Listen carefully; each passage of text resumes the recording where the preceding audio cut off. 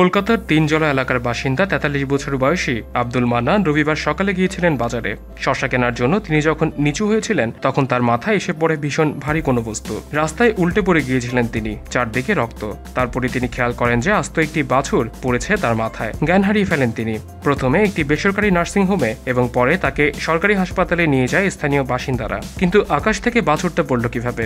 খোঁজ নিতে গিয়ে স্থানীয় মানুষজন জানতে পারেন মান্নান যে বাড়ির সামনে শসা কিনতে দাঁড়িয়েছিলেন সেটার 4তলা ছাদ থেকে লাফিয়ে নিচে পড়ে যায় 6 মাস বয়সী 85 কেজি ওজনের ওই বাছুরটি। বাড়ির মালিক আঞ্জুম আলম মিস্টার মান্নানের পরিবারকে জানিয়েছেন যে তার বাড়িরই এক ভাড়াটিয়া ছাদে দড়ি দিয়ে ওই বাছুরটিকে বেঁধে রেখেছিল। রবিবার তাকে স্নান করানোর পরেই সে খেপে গিয়ে লাফঝাপ দিতে শুরু করে। গলায় যে রশি দিয়ে তাকে বেঁধে রাখা হয়েছিল সেটি ছিঁড়ে ফেলে ছাদের দেয়াল টপকে প্রায় 70 ফুট নিচে পড়ে যায় সেটি। ঠিক সেখানেই দাঁড়িয়েছিলেন আব্দুল মান্নান। তার স্ত্রী সীমা বেগম বিবিসি বাংলাকে বলছিলেন, কপালে এটাই হওয়ার ছিল।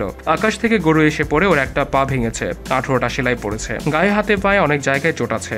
7 সদস্যের পরিবারে একমাত্র উপার্জনকারী আব্দুল মান্নান স্কুলের সামনে ছোলা বাদাম বিক্রি করেন। আগামী অন্তত 7 দিন তিনি কাজে বেরোতে পারবেন না বলে ডাক্তাররা জানিয়ে দিয়েছেন। তবে যে বাড়ি থেকে বাছুরটি লাফ দিয়ে পড়েছিল সেই বাড়ির মালিক মান্নানের চিকিৎসার খরচ দিয়েছেন। পুলিশের কাছে কোনো অভিযোগ না জানানো হলেও তিনজলা থানায় একটি জেনারেল ডায়েরিতে ঘটনাটি উল্লেখ করে রেখেছেন।